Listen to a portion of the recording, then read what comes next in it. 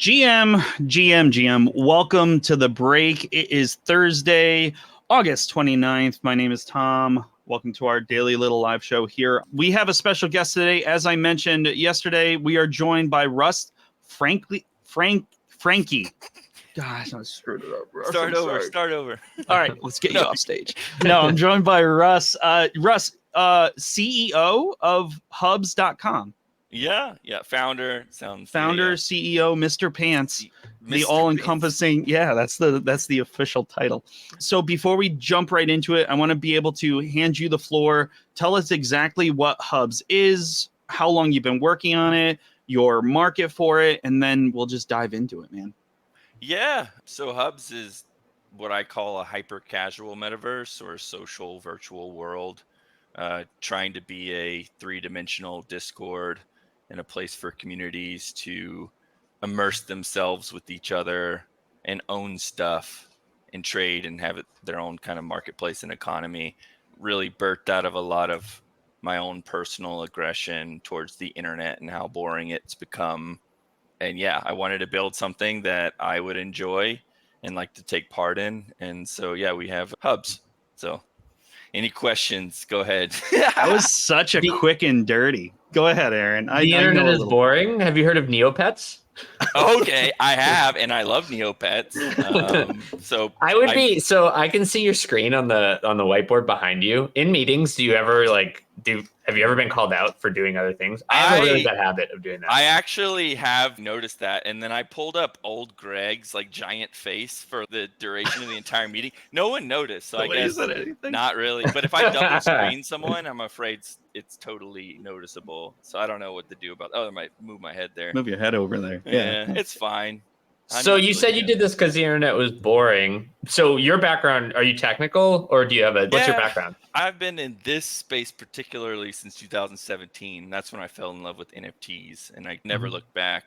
It was while my wife was working and I was finishing up my degree. So I had a lot of free time to really dive in head first and fall in love with the tech itself. I genuinely just never left. And so I was sort of a spectator. I was involved in a lot of earlier projects. I helped do third-party apps for Axie Infinities, CryptoKitties. Back in the days when founders were a message away and there was only 10 or 15 projects out there and 5 of them were legitimate. So I've been around for a bit, seeing the rise and fall of a lot of great projects, and they were good. But, we're in a, what is it called? Discovery phase. A lot of things are just being tested out. And so I smartly just watched from the sidelines until I got enough confidence to do my own thing. So I have a background in a diverse set of skills. I do front end development. I love branding, user interfaces. I do a lot of that. But I have a background in human services. And I always talk about my favorite class was community development. And it's ironic that I'm in this crossroads of all these skills that utilizes what I've learned all along. So I was also in the military, if you want to get really deep into it. So, oh, cool. Yeah. Nice, man. The obvious correlation to Hubzz for me, and we've chatted before, so I'm not being struck with anything new. I just wanted to make sure we give you the opportunity to talk about this. My initial thought in seeing Hubzz was I mentioned Club Penguin, and you're like, oh, I haven't heard that one before. Is it called Habbo? Habbo Hotel. Habbo Hotel was one of those 3D spaces where people were able to chat, play, meet, but they didn't actually have anything trading wise, especially obviously back when NFT wise. I love the idea, and I think it's a bold statement to say that you're you want to make a 3D metaverse-esque Discord. There were things in your pitch, but when you were showing me and showcasing what you guys have done and built, I was like, it would be really cool. And you're like, you're right, that would be really cool. And then you were already had it done. I love that you've put thought and intention into this build rather than it just being a clone of something that says oh, this looks like it's already been done. Because what you said and what I enjoyed from our previous conversation is you want someplace safe for kids to go.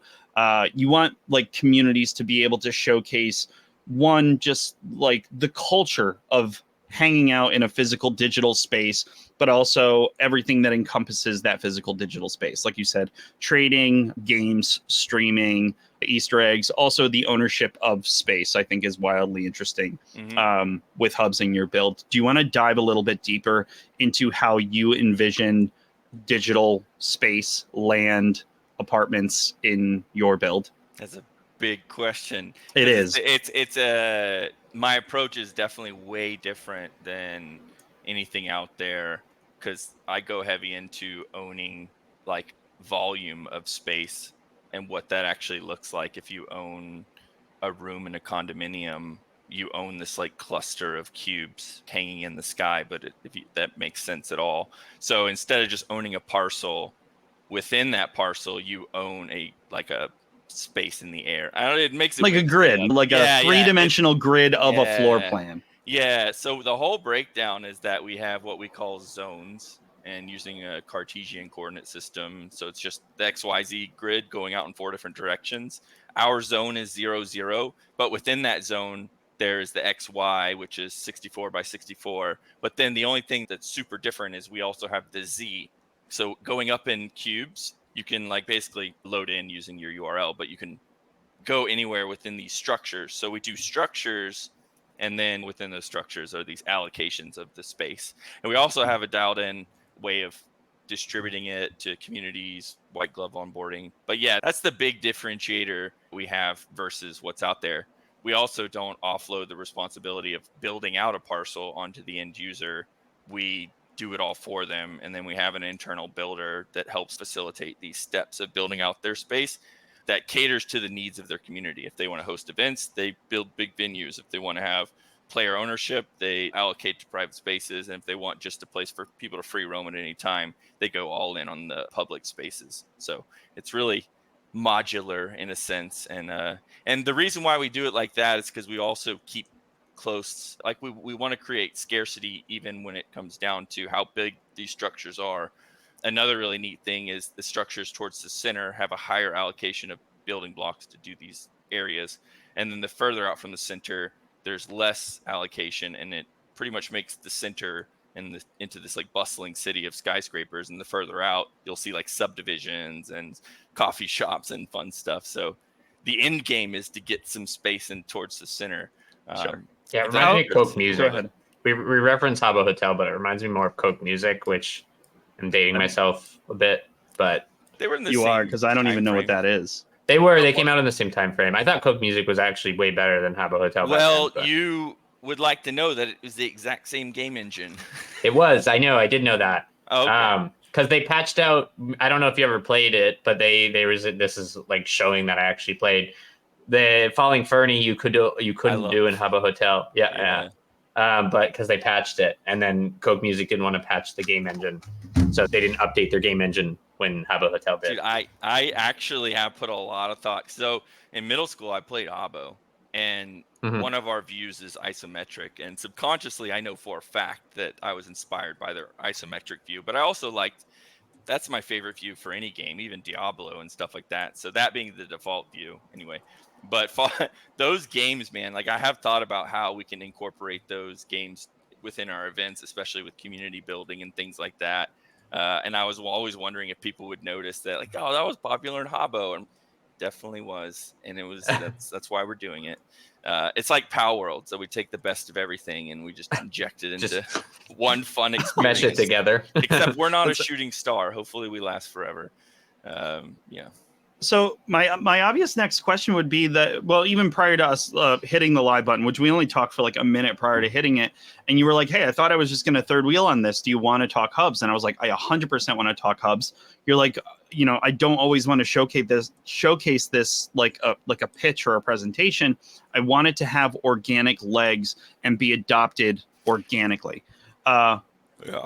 Knowing, and I don't want to put words in your mouth either, would you say that you want this to be, like I mentioned earlier, like a safe place for communities, even kid-friendly communities, to start living, thriving, growing, and playing, hanging out, chatting? Or is this more geared towards a little bit of an older core demo that would be using Web3 community like we all do in Discord? Yeah, I mean, I have taken the family-friendly approach and even further, kind of drawing a line at PG-13. Okay. I have my kids looking over my shoulder and, oh, when can we get this on our iPads and yada yada. I'm like, you don't understand development cycles. Like, go back to your room. That's my 5-year-old and 8-year-old, so they get it. But yeah, I definitely want to create an environment that I feel is safe enough. At least when it comes to, you can like have parental settings as well, and that's a bridge we'll definitely cross and put a whole lot of thought in when we get there. But yeah, I mean, also when it comes to having bigger brands come on board, you do want to give an environment where they feel it's okay to dip their toe in. So that, yeah, for sure, we want to go that route.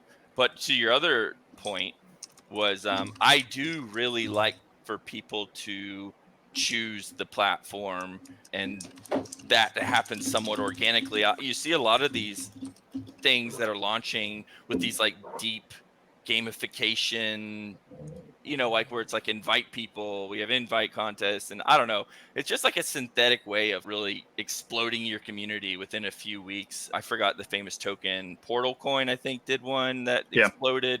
Even Tari, I don't know if you're keeping up with that one, but literally their airdrop is and I love that project, by the way, so I'm not saying it's negative, utilizing social equity to onboard through affiliate code. There's going to be a retracement, though. Like, that's just unnatural growth, unnatural green candle of user engagement. And there's just going to be, I'd rather find the foundational core of people and have, like, I don't know, I do believe in small green candles of growth. And when you find something organically in life, like, it means more to you. Like, you completely made that decision on your own, then it's like you own that decision. And I don't want to be making decisions for people. And I think that's the industry we've created these days, is you talk fast enough where you basically make the decisions for them. And I would just rather people like choose Hubzz. And so when I say, like, organically letting it come up in conversation, and even with investors, I'm like, I'm not going to do a pitch. I'm going to show you the buffet, and if you want to eat, you can eat.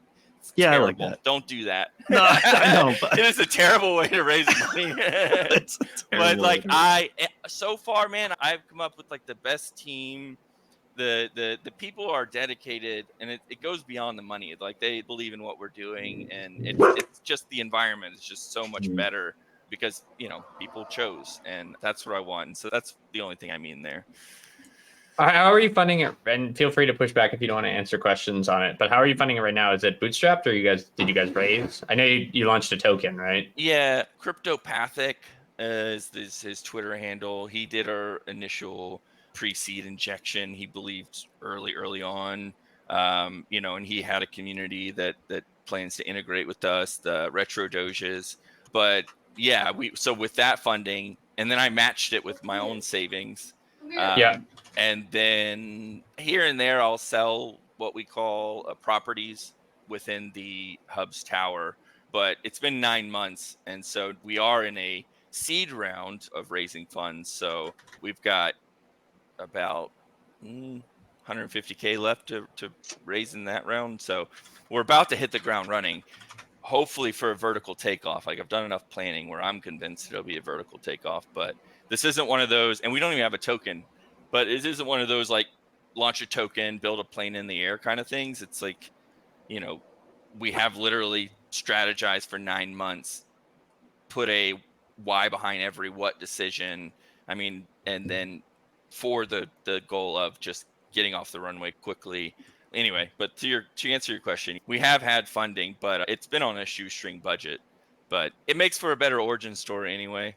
And I like that. And if I didn't put my money where my mouth was, what kind of project is that? So it was actually an interesting thing to start throwing my savings in, because I knew, like, I already had true conviction for it, but then I had to actually display that conviction. So that's cool. Yeah. First startup. Is this the first one you've done? It's like first founder, like exclusive founder startup.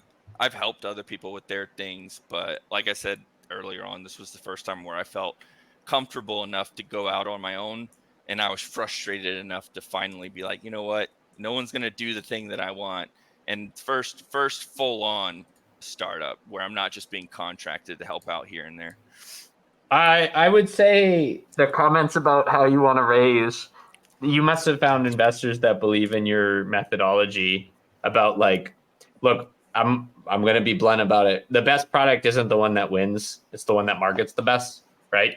Yeah. And perfection is, and this is a quote that has been butchered into the ground, but perfection is the enemy of progress, right? And so getting the product to market, you've already done. I would say I would have marketed the hell out of this ages ago. If I were in your seat, I would have already had users. I signed up and I was like at the 124th.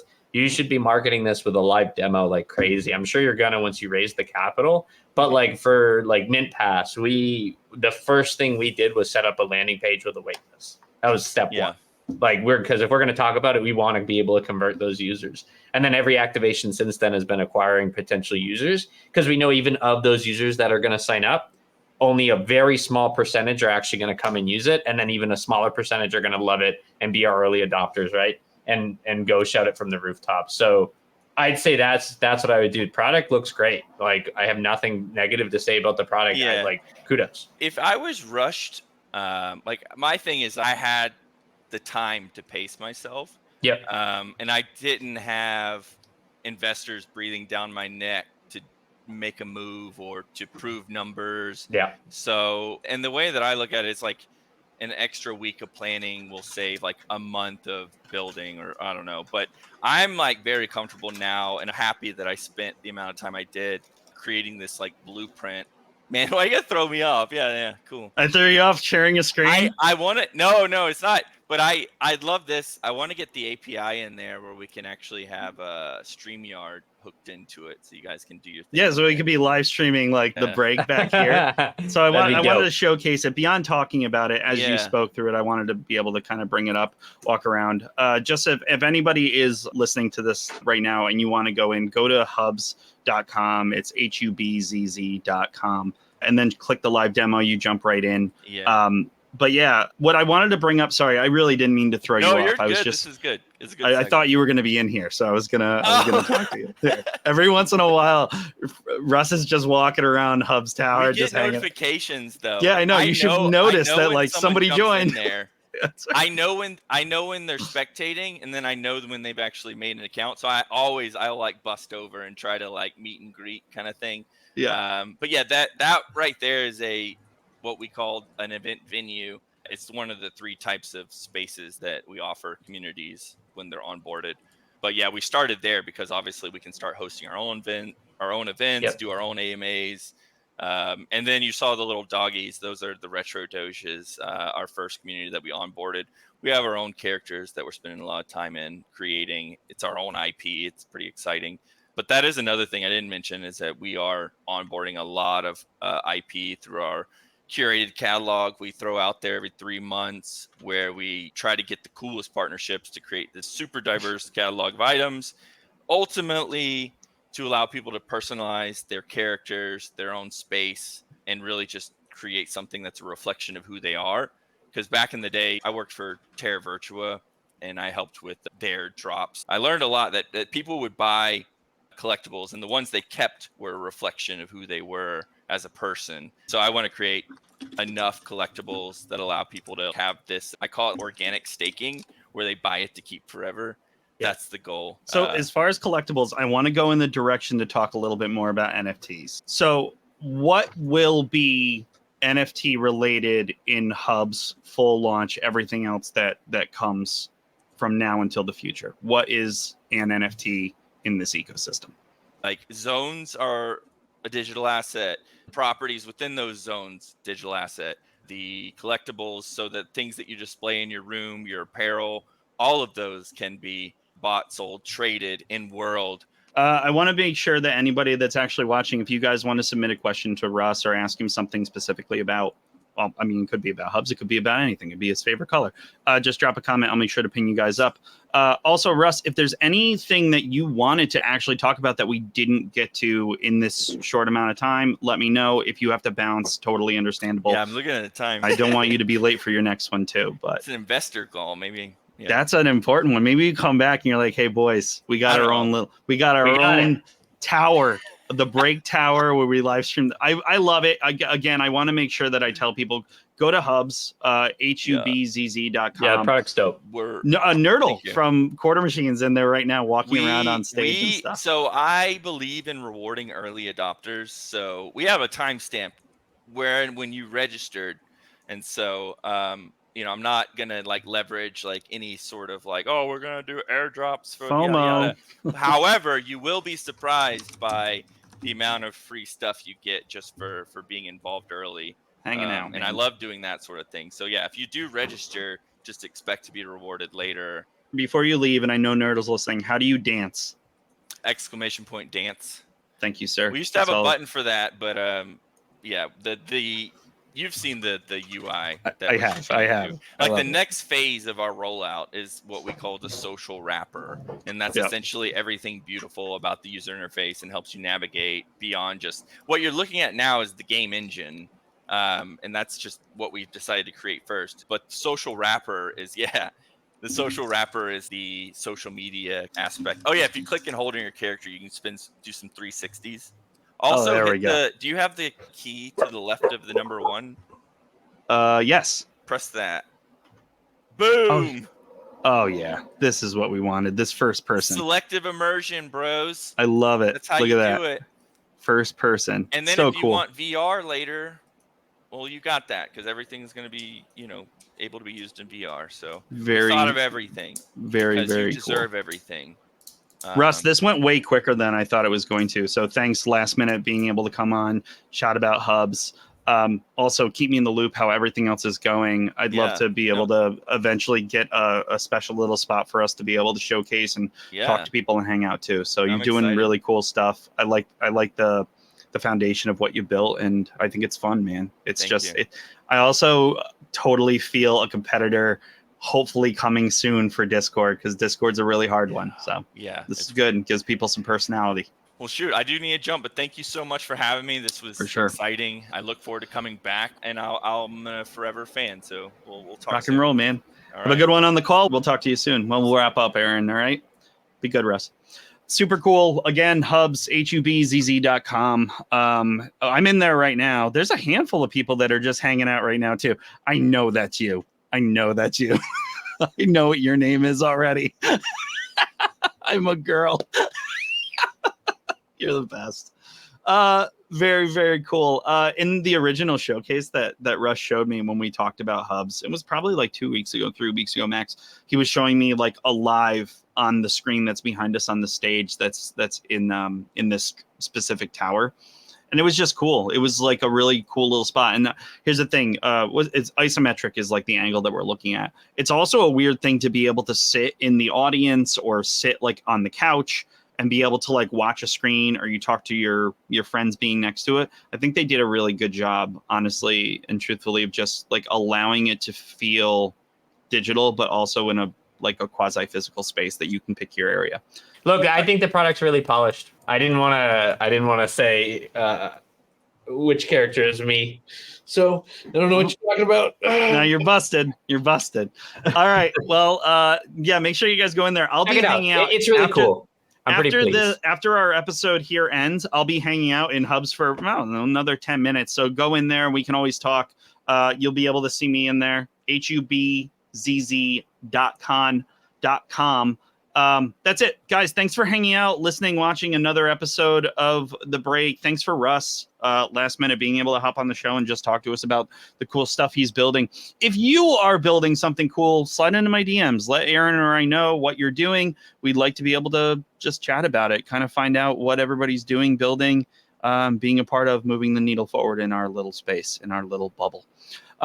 Cool. That's it. Thank you guys for hanging out, watching again. I'll see you guys tomorrow. Peace out. Bye.